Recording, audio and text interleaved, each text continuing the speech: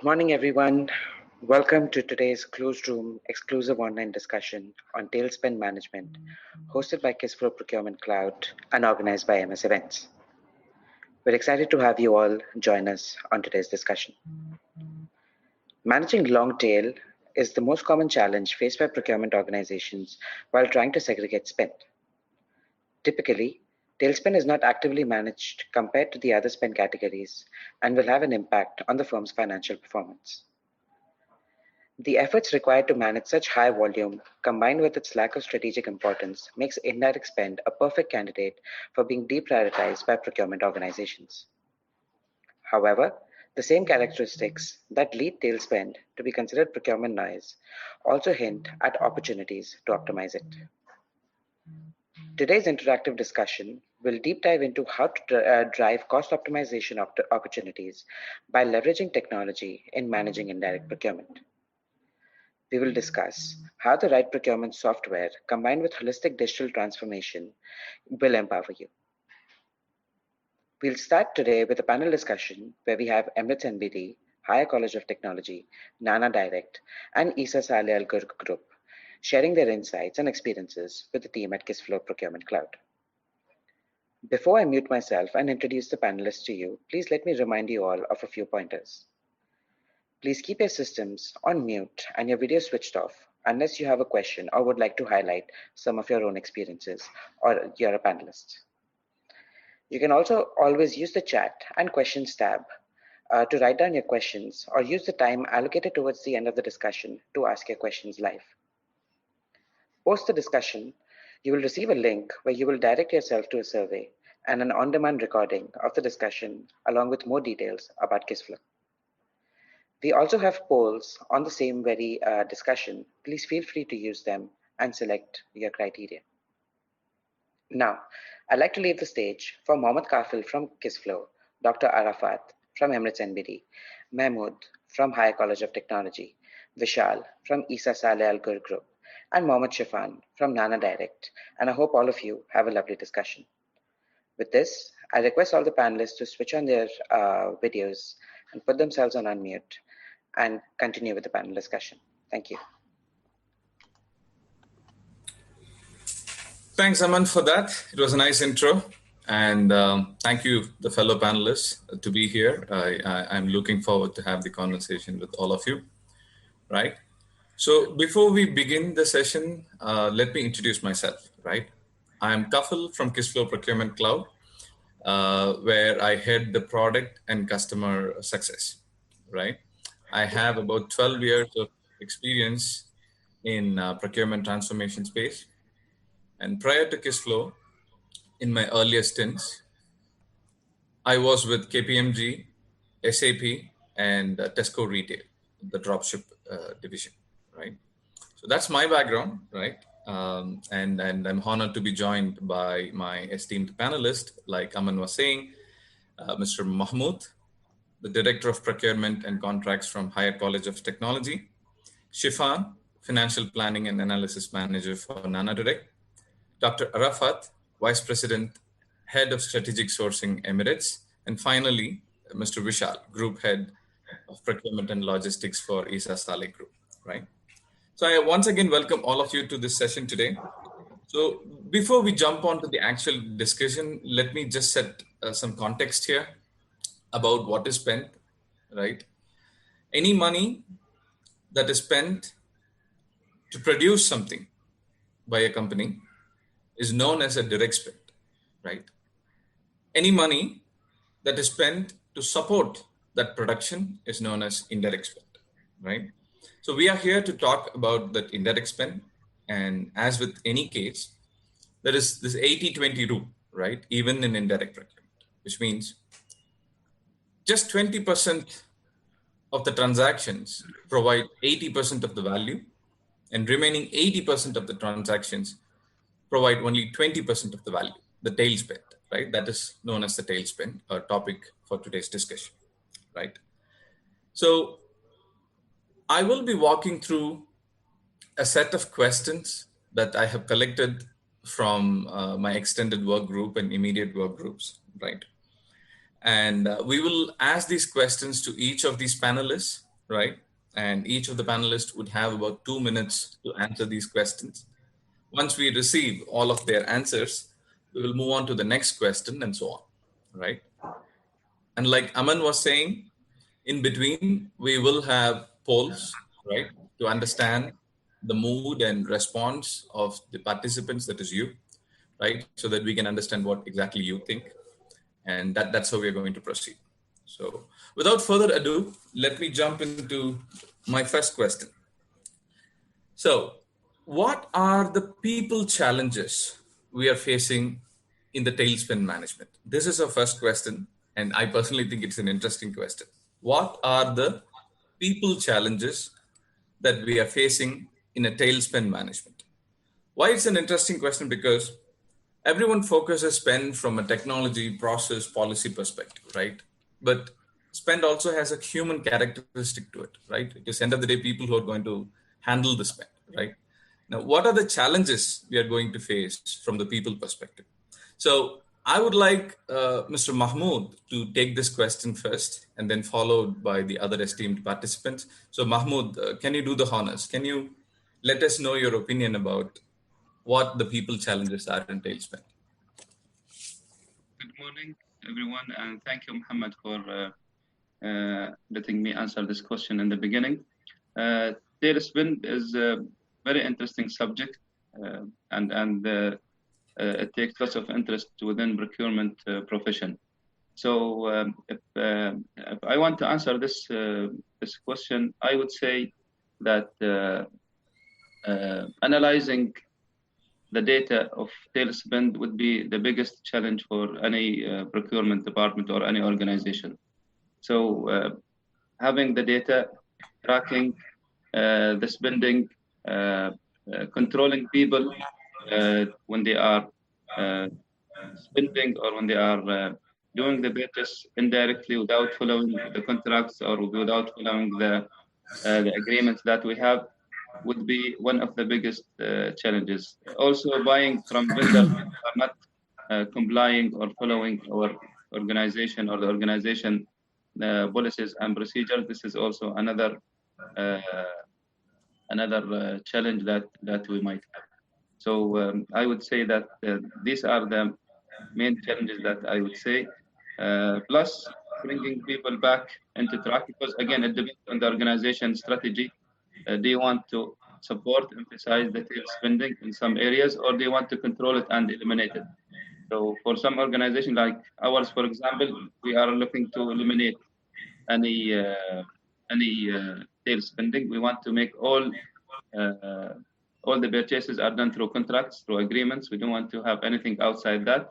Only very minimum purchases should be done outside the agreement.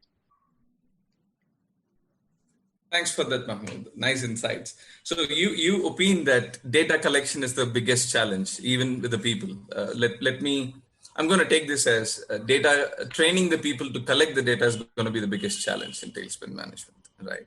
Thanks for that insight. All right. Shifan, can you please take this question? What are the people challenges in tailspin according to you? Thanks, Kafil. Thanks for inviting for this panel discussion, and thank you, Kisflow. Actually, I agree with Mahmood. What he just now addressed the few challenges. One of the major challenges as FPA right now, what I'm facing is the quality of the data.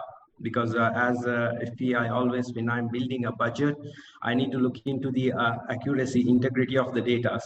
So usually, the most of the time, the technology plays a big role.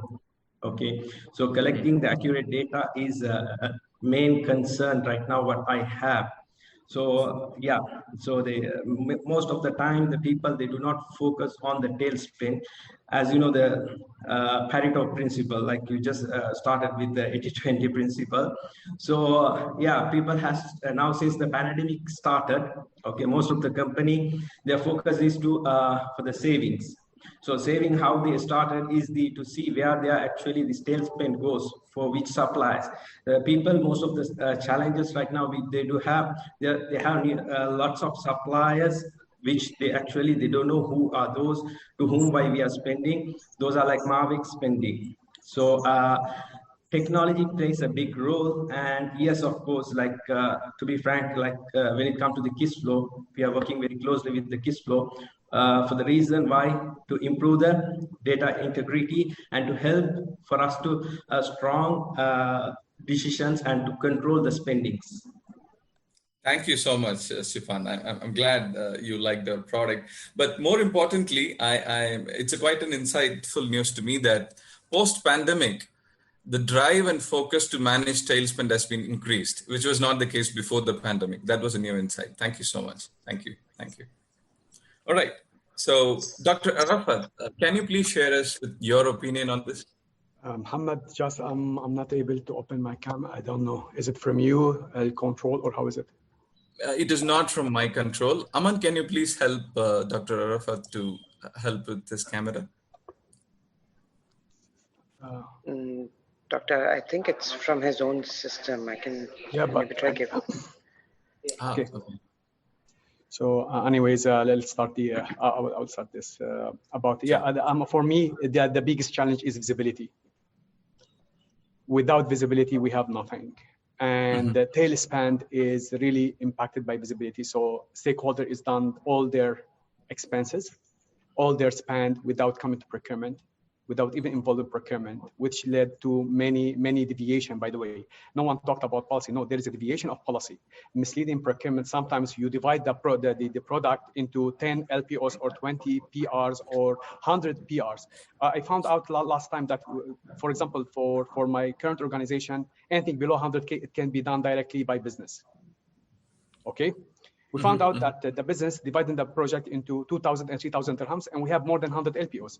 The cost per LPO for Emirates MBD, I'm talking about per LPO, $35. To issue the LPO, the cost of the internal resources to approve it is $35 per LPO. Imagine when you divide it, the cost for the bank itself. Not only that, the deviation that you have the limit bridge and you have policy bridge. So today, limit bridge, it means multiple LPOs released during the year for the same supplier that exceed the annual spend as per the policy. And the second one is a policy bridge that we have. Business signing agreement for sponsorship, for example, and subscription-based supplier without any involvement of strategic sourcing. So that's the thing that we have done in 2020, and we call the project Eagle Eye.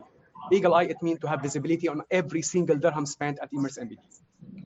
So we have tackled the tail spend from A to Z. We were spending almost, 10 to 15% of our spend. It was under the tail spend. It wasn't that much. We reduced from 2019 to almost, it was 25 to 30%, then reduced to almost 15 on 2020. This year, it's less than 10%, the tail spend. What we've done to tackle these issues is involve deactivating many suppliers, consolidating many data with different suppliers. So we consolidated more with one and eliminate many suppliers. So we deactivated more than 1,000 suppliers in 2020. So this supplier, it was under the tail spend. We categorize more than almost 4,000 items under the categorization and catalog items. So we put everything under catalog items so business can do it as a self-service. However, it's routed to us. So we've done our due diligence in the beginning and into the tendering process. Then after that, we give to business, do it as a self-service. So this is the way how we tackle it from procurement. Amazing, Doctor. I think there are multiple takeaways, right? I think first you spoke about the possibility of fraud, breach of policy by the people, right? And then you spoke about the high deployment cost of deploying people to handle the tail spend, right? And then finally you spoke about supplier consolidation to handle the tail spend. Amazing insight. Exactly. It's not only for the below, by the way, below 100K. We are talking about everything at Emirates MBD. Consolidation is a must. Rationalization of spend is a must. So we need to do it. It's not about only tail spend, even about by the way, we follow the 80-20 rules, even for the negotiation, even for the consolidation. So Pareto, it's always there. If you see in any negotiation, you'll find that 80-20, how we are spending this money. So always we have it in place. So we use it in every single negotiation and spend with suppliers. Amazing, Doctor. Amazing. Thank you so much for that insight. So if there is one thing I can take away, I think consolidation is the key word from Exactly. Consolidation of supplier. Thank you. Thank you. And finally, Mr. Vishal, can you please share us your valuable opinions on this? So firstly, good morning, everyone, and I hope you can hear me clearly. Loud and clear. For every question that you're going to ask, Mohammed, you're going to have a lot of answers and suggestions that each one of us will give you because it's a common issue across any organization within the function. But since you've spoken about the people issue, I think it's also important to understand the life cycle of a process whereby you start onboarding a supplier. How do you pre-qualify and manage the supplier to then ultimately it being used by the business? And it's important to know for an organization, as an example, that has 10,000 suppliers registered. And if you apply the 80-20% rule, you have 80% of the 10,000 suppliers that are catering to your tail spend. But what about the effort that's gone into managing those 80% suppliers? How often do you basically update their profiles? How often do you pre-qualify them? And at the end of the day, it's important in certain scenarios, such as we have faced over the past 1 year, is that you become a customer of choice for your suppliers, right? So that when you need them, they step in and they support you. Now, those 80% of your suppliers are never going to be, or you're not going to be a customer of choice for them because they don't fall within the preferred supplier category. Where you have a preferred agreement, there are certain agreements that have your commitment towards them and their commitment towards you. So there are a lot of these unknown situations that one needs to look at to understand the effort that goes into managing suppliers that cater to your tail spend. And then all the other points that my fellow panelists have spoken about are very, very important and critical. I think we'll talk more about this in your following question. Absolutely. Thank you so much for that, Vishal. In fact, the good thing here is I see two, I wouldn't say contradicting points. At one point, our beloved doctor said consolidation is the key. And then here I hear from you that, okay, what about the sunk cost? What about the perfect competition by increasing the number of suppliers, right? I don't see this as contradicting views. I see this as more of, a cascading views. Yes, you need to consolidate, but at the same time, you also need to be bothered about having a good marketplace to encourage a perfect competition. And you should also focus about the sunk cost, right? The time and effort that it took to develop those 8,000 suppliers to before, saying them, I'm going to consolidate and so on. Right. Amazing perspectives from all the panelists. Thank you so much. Let us hear from the audience as well. Aman, would you care to run our first poll? Let us see what our audience has to say. Aman? I guess you're on mute. Yes, sorry, I'm here. I was just talking to Dr. Arafat regarding his camera. Yes, so we already have the polls set up for everyone who's attending. You all can go to the polls and choose the answer that is most appropriate to your organization, and then we can move on to the next question. So, dear participants and panelists, I want you to answer only the first question at this juncture, right? Which is, I'll read you through the question. What is the biggest challenge, according to you, in managing the tail spend? Is it that you don't have the technology, or is it that you don't have the people? And even if you have people, the people don't have skills? Or let's say your company is not having the awareness about the benefits, or the benefits are really low that the org does not want to invest in it, or because indirect procurement is a multi-domain entity, there is no a unified leadership to help you drive through the transformation. What do you think is your biggest challenge? Audience, it's your poll. Go on. And please answer only for the poll number 1.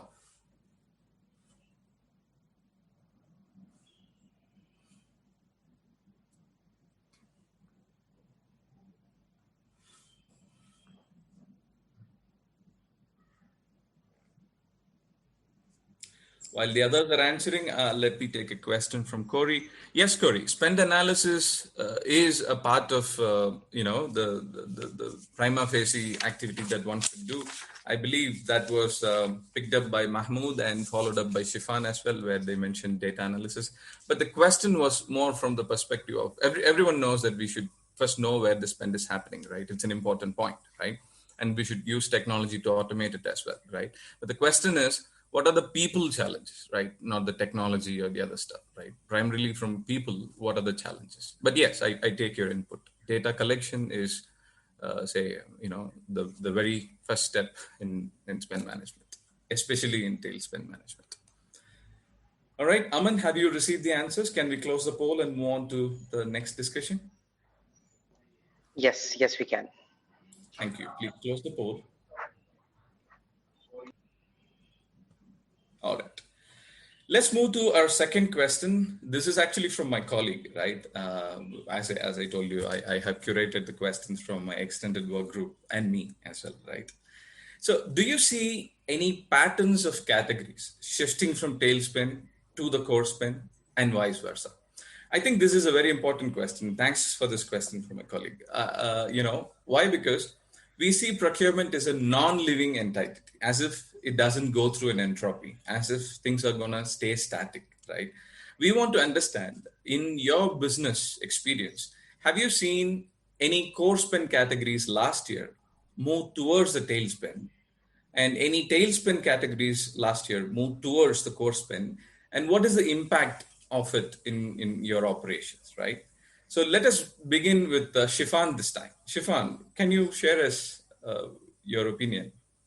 Yes, Kapil. Actually, we do have a few cases because due to the different strategical decisions from the management and due to some sort of change in business the process and change in the few areas. There are few like the spending areas became a tail spend because of less priority to focus on those areas.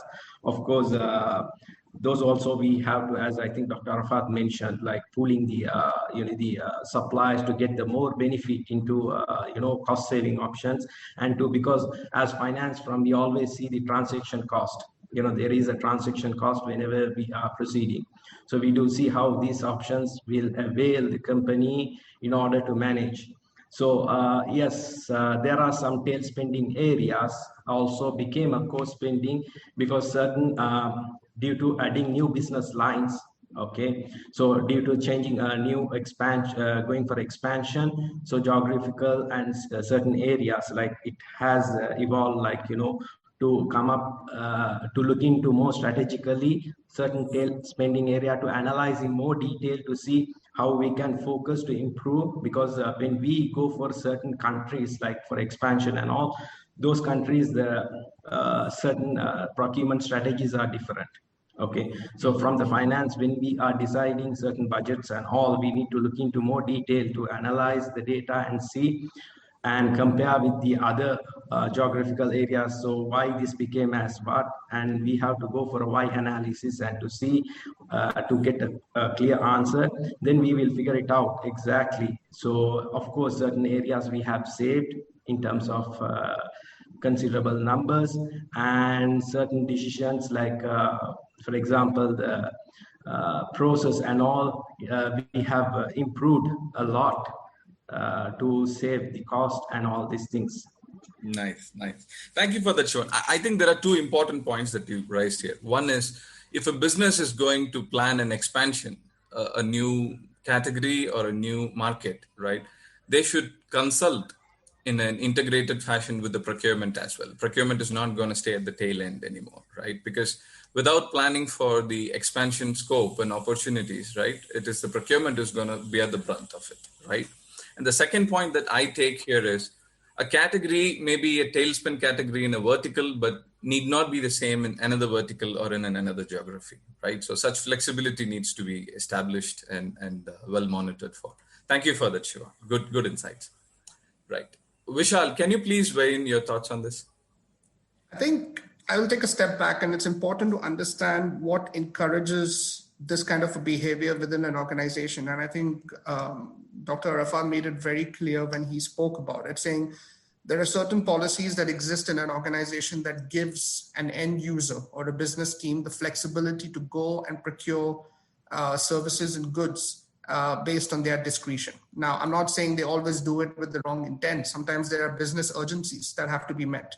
There are certain suppliers out there that can only provide you with that kind of service. So you talk of a single or a sole procurement decision that has to be taken. But unless you lay the foundation from a policy perspective, enabling everything to be going through the centralized procurement team or having some kind of input or control, you will never be able to do away with any kind of tail spend issue with any of the categories within indirect procurement.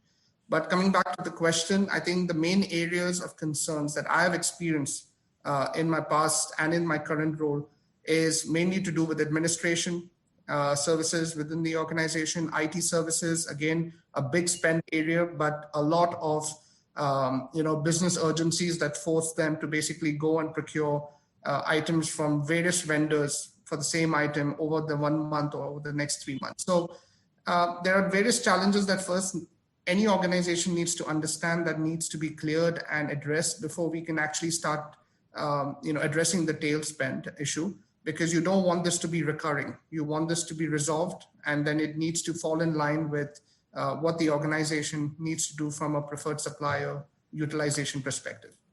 Yeah. Good one, Vishal. So, I mean, can I understand this as something like more like tailspin management is dependent on business classification and not on the procurement classification, right? The spikes and the valleys are going to be based on the marketing, the overall operations perspective, and not just from the procurement perspective. But it's also important to understand that you can address them. You can identify those based on analysis that you do, identify the areas that make up your entire tail spend, incorporate that into a preferred agreement with rate cards and catalogs built into the system that then enables a peer-to-peer process in the most efficient way without even us getting involved, because it's already predefined and pre-negotiated. So it's a mix of everything, but you first need to identify and clear out the loophole that one could basically explore as a part of a policy, and the control that you give a business in situations whereby exceptions can always be treated as exceptions, but not every transaction needs to be an exception. Thank you. Thanks for that insight, Vishal. Quite useful. Dr. Arafat, can you share your valuable opinions on this? I agree with Vishal, what he mentioned. It's clear, and we need to do that. From procurement perspective, that we have done in 2019, then 2020. It's by the way, a project, it will never stop. You will keep going with this project, and it's supported by the EXCO members. So it's not in the lower level, it's with the top level. So that's why we call it Eagle Eye. And it's GPC. Every 2 months, we take it to GPC for review and feedback. Where we are today, what we have to amend in the policy. By the way, it's not about Eagle Eye, it's not about only visibility on the spend. It's not about only the data analysis. It's not about spend analysis and all of that. No, it's about what we can do in order to enhance our communication with our internal stakeholder to deliver the best outcome to the bank. This is the most important. At the end, you want to see the value added. It's not about only cost reduction. Sometimes you pay more, you give some services. You have mentioned about, are you consolidating? You remember I said about consolidation. Yes, right. I consolidated some of the lower spend, tail spend with the strategic suppliers. So I did that. We have to do it there, but we never really remove the strategic supplier and reduce them to tail supplier. We don't have that. Strategic. We've gone through SIPs. We do SIPs. By the way, we follow SIPs and Gartner methodology in sourcing perspective. So we divided the supply, we put the foundation. If you do not have the foundation, you will not be able to do it at all. So the foundation is to have the categorization in place, segmentation in place, then the catalog item. If you don't have that in place as a foundation, you will never be able to have the tail spend. You will not be having the analysis. You will not be able to segment the supplier or consolidate supplier or rationalize your spend. So that's what we've done in the first, in the beginning of our strategic implementation of the plan, that we have to put the foundation in place. For the foundation is categorization, segmentation, and catalog item. So this is the way we've done it. And we have the support from the top management, which is the EXCO members and the GPC. So everything, we take it with them and we tell them what exactly we should do. Then we amend the policy according to that. Amend the policy. Sometimes, by the way, we exempted many items from the policy even that business can do without coming to procurement, because there is no added value from procurement perspective. So this is the thing that we should do from procurement. The policy or procedure is not a holy book. It's amendable. You can amend it. And you have to support your communication with the stakeholder. So everything should be communicated to your stakeholder. You cannot deactivate 600 or 1,000 supplier without your stakeholder approval. So everything we take with our stakeholder, we tell them this is what not required or required, and we buy in from them. So everything we do today is buy in from our stakeholders. Everything. Understood, Doctor. It was a new insight. I think what you're trying to say is, more than consolidation, collaboration takes the precedence, and tail spend category or top spend category really exactly. can. We have to move. The most important, to move procurement from silent procurement to collaborative procurement. This is the most important. Amazing. Agreed. And by doing so, we can solve for this category shifting problems as well. We can spot those trends early on. And I remember you saying something like, if you do the categorization and segmentation well, you actually won't see this problem recurring too much as well. Good one, Dr. Exactly. Mahmoud, can you share us what do you think about these responses and what's your opinion? Yes, Muhammad, thank you. I think all the experts have said very well said and explained the issue. But what I can add here something from another perspective, which is we focus about the organization, and we can talk about how mature the organization is, and is it ready really to handle the tail spending, or to go for the core and make contracts to control those spending through the procurement. Is procurement department ready? Do we have contracts? Do we have the capacity, if we talk about technology, or even the knowledge of the people, or even the number of people that are able to cover the requirements of the organization itself? So can procurement lead in purchasing these items, even with smaller items, such as stationery, consumables, the administration services, the IT services? So if we have the answer for all of these, then yes, and we should be having contracts in place to support. So if we want to shift items from tail spending to our core spend, then we should be having contracts to control them. We should be having flexibility in those contracts. We should be having, if we can say, blanket agreements to support those departments. So, for example, if we talk about my organization or my experience, even lots of items will shift, which could be classic, like the IT services, IT consumables, water supply, stationery, maybe kitchen items or catering items, and some organizations that would shift from handled by the departments by tail spending to be handled by proper contracts. Now, there are categories that can shift vice versa, or even continue to be handled through the tail spending. And from, again, I would say, and this could be my colleagues might agree or not, but we have like the licenses for software, subscriptions. It could be done. Some shorter trainings could be handled through tail spending, but we should be having. We should be very careful, first of all, when we handle those items through tail spending, or when we give the authority to the departments to handle those spending.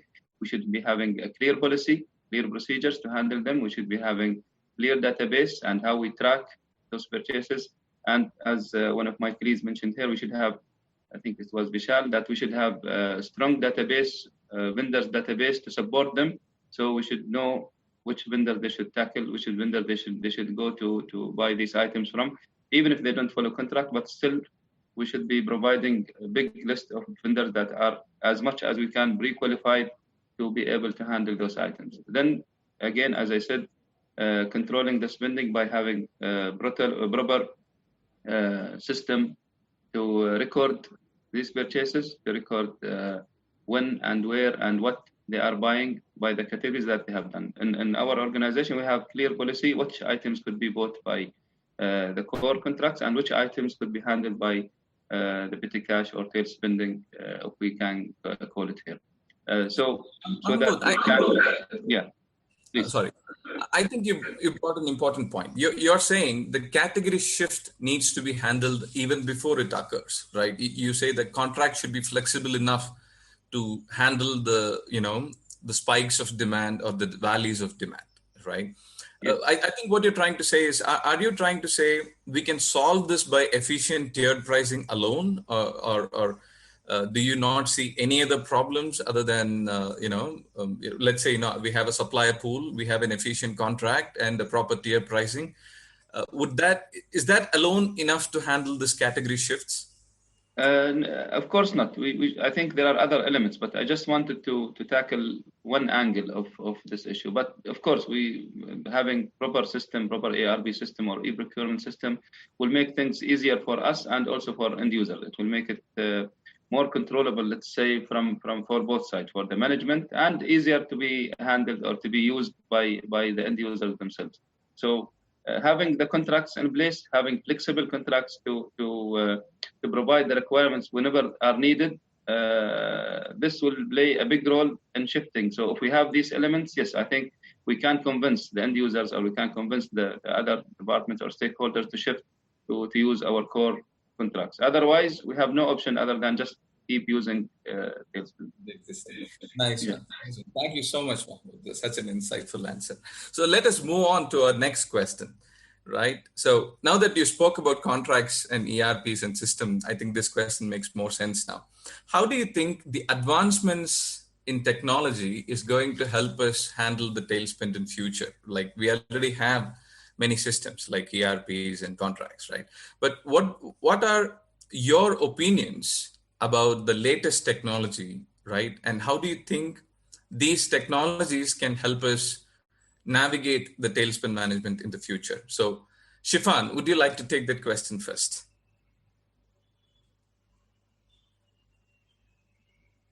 You're on mute, I guess, Shifan. Yeah, sorry, Kafil. Yes, actually, yes, ERP it plays a big role. Like now, whenever like we go for a decision to choose a ERP, we see as a holistic view as a business how this ERP system will help to the business. Like so, because it's an investment from the company perspective. So whenever we go, we see in different modules. Like one of the module is the procurement. So when we see as a procurement module, like we used to see how this categories or purchase, whatever, who are the suppliers and how we can streamline the process, and certain like when it comes to the compliances, like, you know, policy procedures and authority metrics, you know, certain things, how we can implement in the, we cannot implement fully, but certain aspects, you know, we have to still keep the internal control effective. So we need to see ERP is we do have like in the market many, but how it will help the business, how it will add value. The next second thing is always there is a challenge.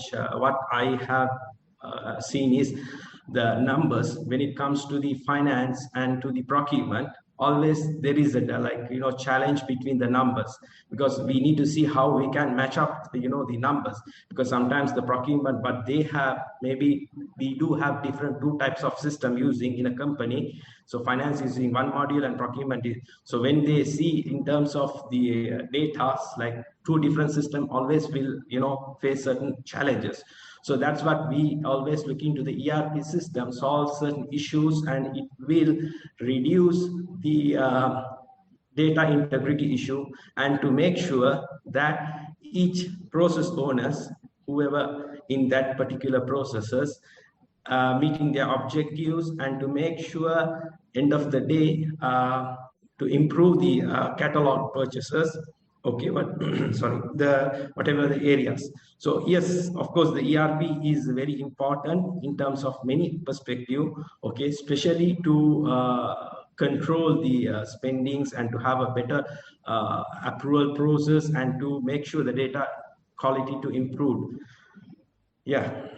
Good one, Shifan. I think my takeaway is you're saying ERP and technology is all good, but if you're going to use disparate systems and point solution instead of establishing a digital platform, there is no point in achieving those technologies or using those technologies without achieving efficiency, right? That's a good.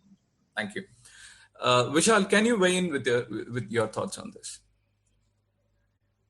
You're on mute, Vishal. Sorry about that. I think this is the way forward. I mean, there's no denying the fact that, we need to automate and digitalize procurement as a function as much as possible, wherever possible, provided it makes sense. It should not only make sense to you as a procurement individual, but it should also make sense to the end user who will actually use this process and the system in order to get the desired information. Now, how you set up the system and how you make information available to the end user is very, very important, and what type of information. So I'll give you an example. When you raise a PR, for example, you need to be able for someone to come in and tell you what they want to procure, right? Now, when they're doing that, you automatically are in a position to basically give them information saying, this is our list of preferred suppliers for this category of spend that you intend to bring or purchase. And this is basically what they are offering you in terms of the value or the benefit or the rates to the organization.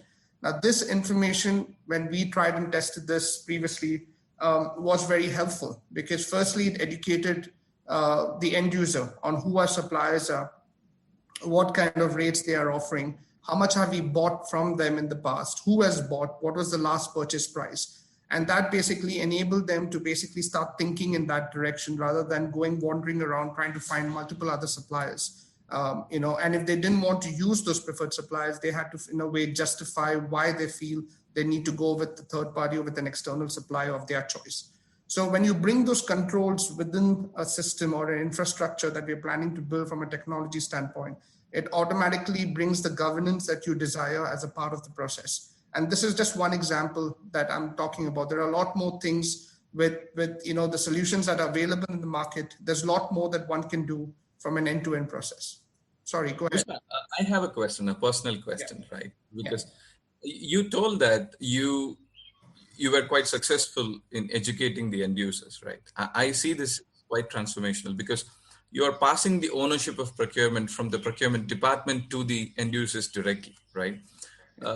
It was a transformational thought, but while doing so, don't you have any control-related fears?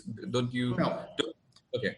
No. So I'll explain to you. Yes, it's always looked at that, but I think this is more of not giving them control is more of education. It's more about information sharing so that at the end of the day, we do not get into a conflict saying, I need this supplier versus what the supplier that you are proposing.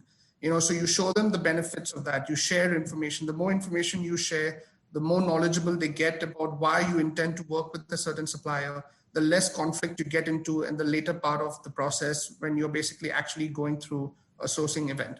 So yes, it may seem that the control is going back to the end user, but in reality, it's more about keeping control while sharing information that helps make your decision-making easier and more collaborative, where both parties agree to the final decision.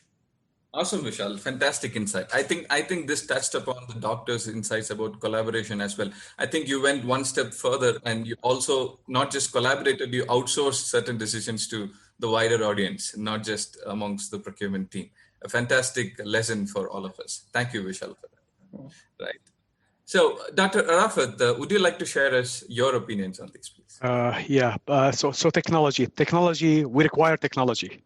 But having technology with the same process, this is not acceptable. I mean, last time, by the way, just last week, I received about the invoicing.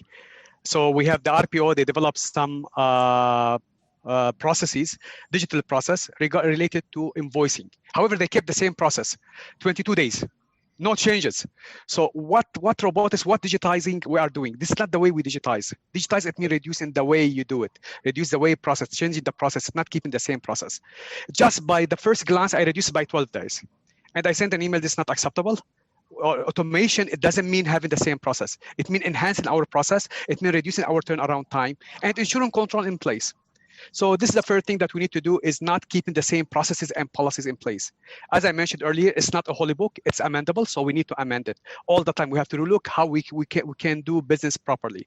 So again, the way we do procurement, transaction procurement earlier, it will be eliminated.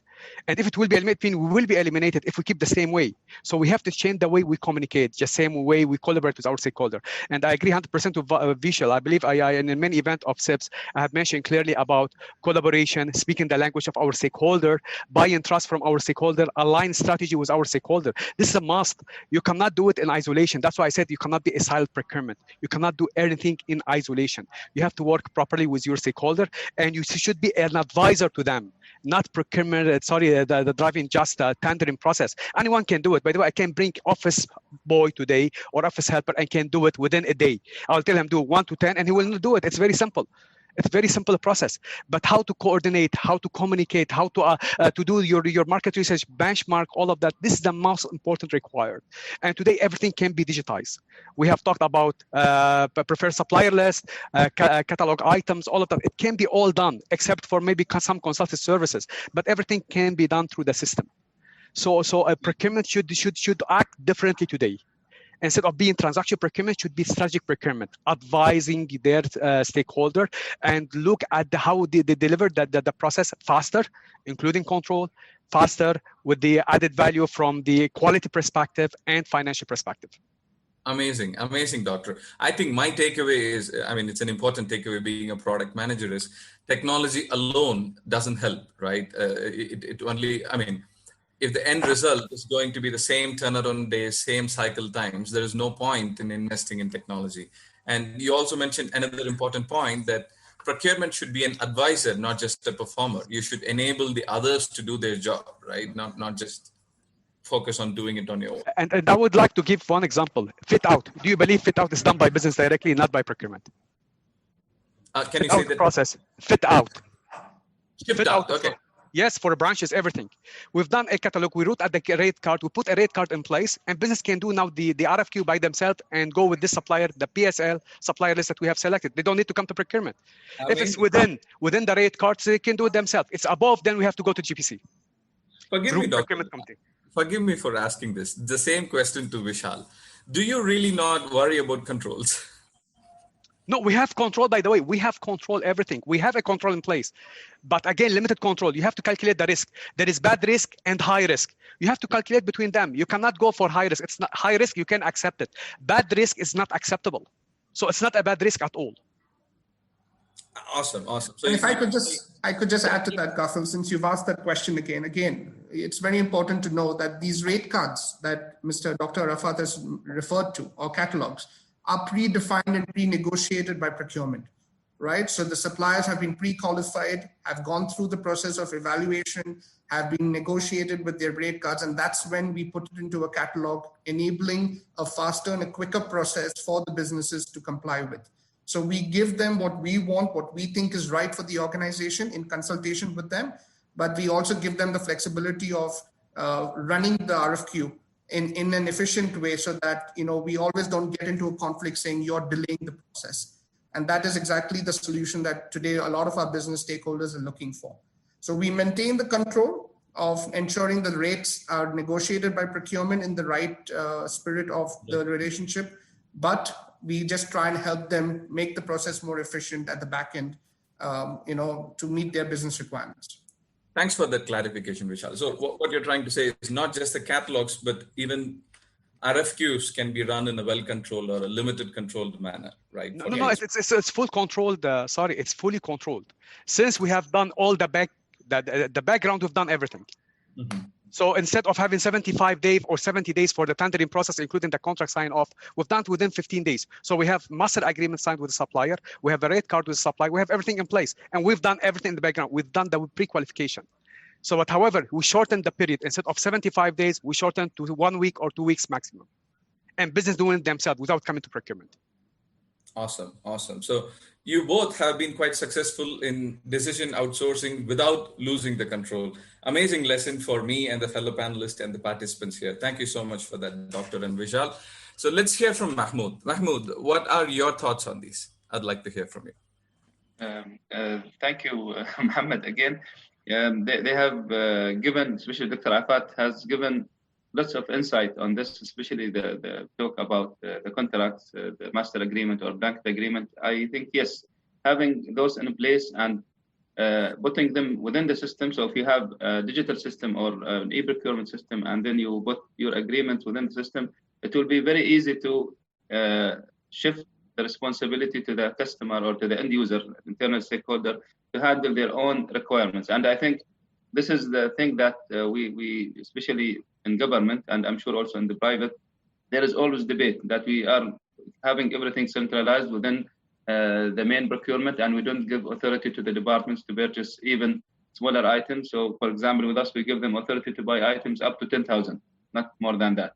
And, in government, there is more controls on spending the money, and there is always high risk in spending even 1 dirham. So having those contracts in place, but before that, having the system, it will enable us to spread and control those contracts within the department. So having the system will help us to keep the records, to centralize the spend management, to have proper database, plus pushing some of these authorities to sign or not sign, to give the orders to the end user with a control from our side within the system. So for example, Dr. Arafat, again, he mentioned reducing the cycles from 75 to 15 or 20 days. We have similar experience, and one of the biggest challenges was getting the procurement committee approval within our organization as a government organization. After applying an e-system, or we call it EPC, e-procurement committee system, we reduced the time for the committee itself from 2 to 3 weeks to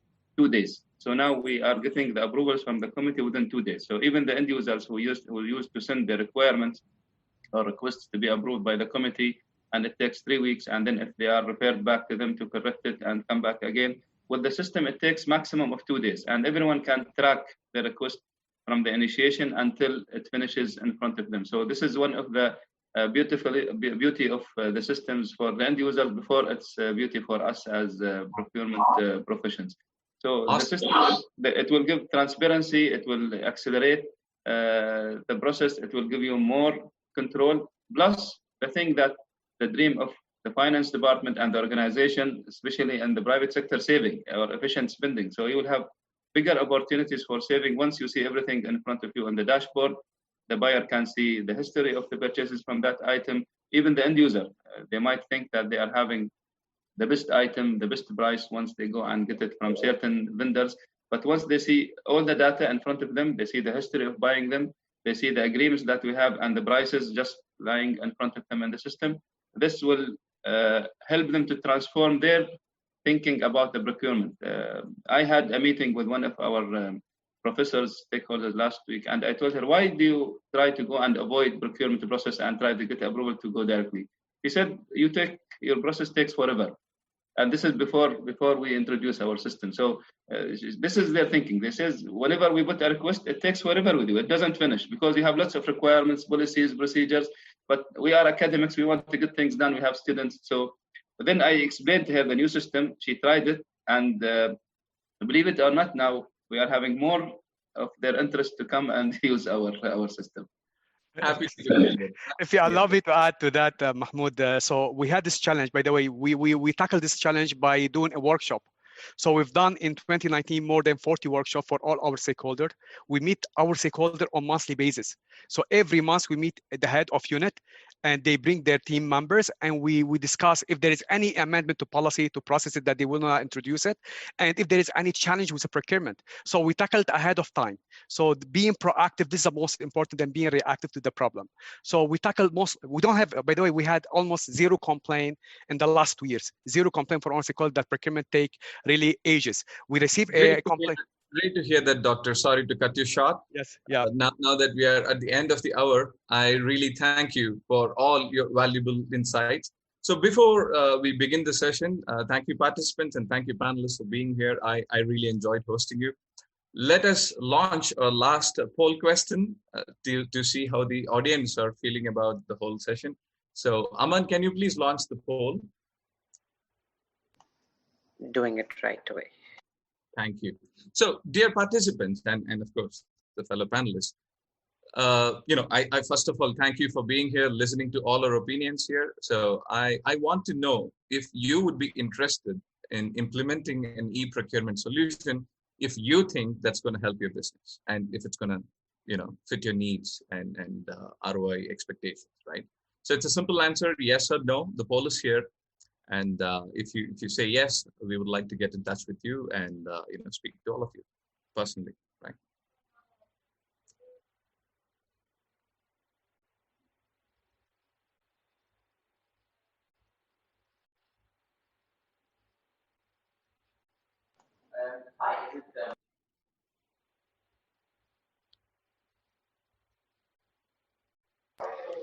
Great. We have received a lot of answers for this already. Thank you so much to all the panelists. I'm so sorry that we had to cut you all short. I really didn't want to, seeing how interactive the discussion was, but given that we've already gone through past the time, we will have to end this panel discussion in between. But thank you again. Thank you once again for the brilliant discussion to all our panelists. Thank you, Gafil. Thank you, Mahmood. Thank you, Vishal, Dr. Arafat, and Shifan. Thank you so much once again. As you may have already seen, we already have the poll set up. Thank you so much for answering. I know we've already hit the hour mark, but we do have a very quick presentation and a demo from the KISFLO team right now to showcase their indirect procurement solution for anyone who's interested. The presentation titled Procurement Transformation in 6 Weeks and Driving Efficiency with KISFLO will be led by a team of KISFLO, and I'd like to leave the floor to them to take you through their solution. Hey Aman, thanks for that. Hi everybody, this is Joshua here, and I'm from the procurement team, right?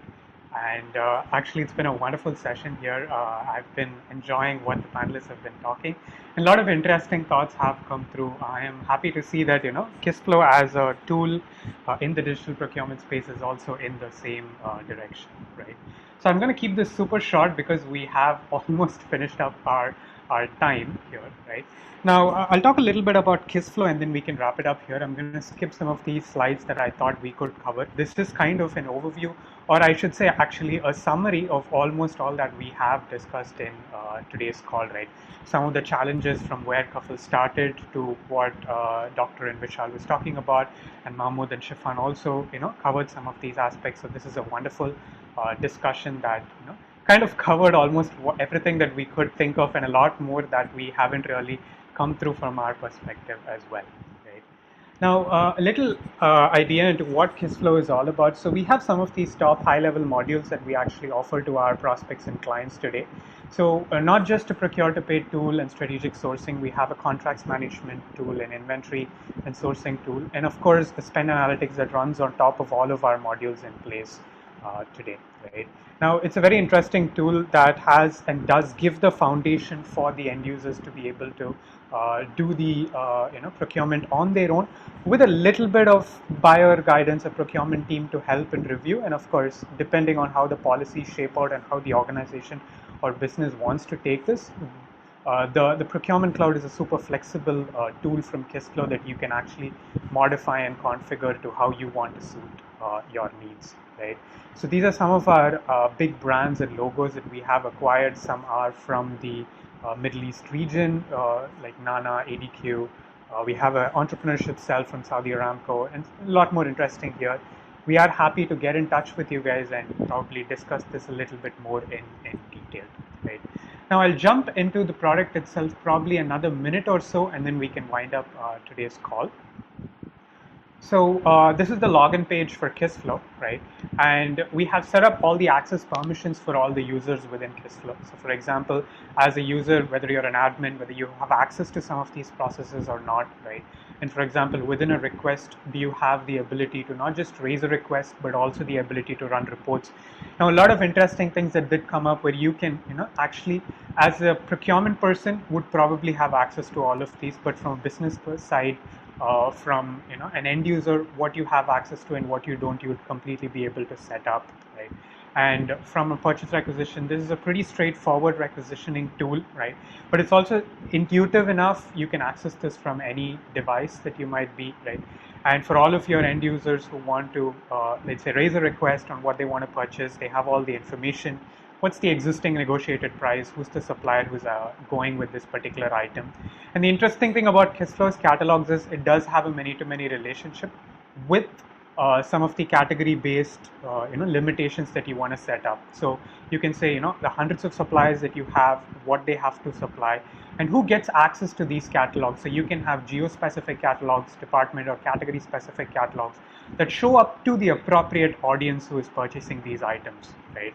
And interestingly enough, the control of who gets to approve this, what happens to it, the delegation of authority on how you want to define the workflow or the process itself for having all of this set up, right? The workflow is completely customizable within KISFLO. You can define, conditions, rules, assignment logics. A really interesting tool is what we're here to show you.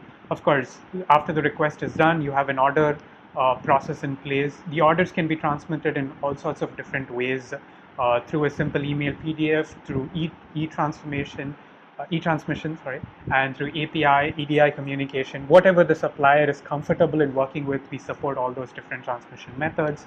And of course, when it comes to reconciling and making sure, right, and validating any invoice that needs to be paid, Keslo does a bang up job of it. But of course, I would like to reiterate here is this is not what you're stuck with, right? You can pretty much add any kind of a policy that you want. Keslo is a very user flexible tool, right? And as a procurement team, you can come in here, undergo our onboarding and transformation process. Kafal would love to take you through this journey with him and help you to automate some of these in your, understanding your challenges, what you think would make sense, and then accordingly configure a tool like HisFlow for your requirements, right? And that's what is the whole thing. Even though the tool that I'm showing you right now is completely industry agnostic, we have some very industry specific solutions requirements that we would custom configure or develop based on your challenges and requirements, right? Well, that's pretty much most of what I wanted to cover, I would say. So thanks so much, guys. I just quickly wanted to share that with you guys and end it on that note. Over to you, Aman. Great. Thank you so much, Joshua. Thank you for running it through very quickly. Our sincere apologies for the slight delay. Thank you so much to everyone who's still with us over here. Thank you to our wonderful experts that shared their insights at the panel discussion earlier. On this note, and considering the time, we have come to an end of this particular discussion. As mentioned at the start of the discussion, you will be receiving a small survey from us post the discussion today. Once you fill in the survey, you can access the entire recording of today's session, and you'll also get more information about KISSFlow services and reach out to the team if needed. You may also contact us at MS Events for any questions, concerns, or feedback you may have. And thank you once again for joining us, and we look forward to hosting you all on both our upcoming virtual as well as physical events. Stay safe and have a good day. Thank you.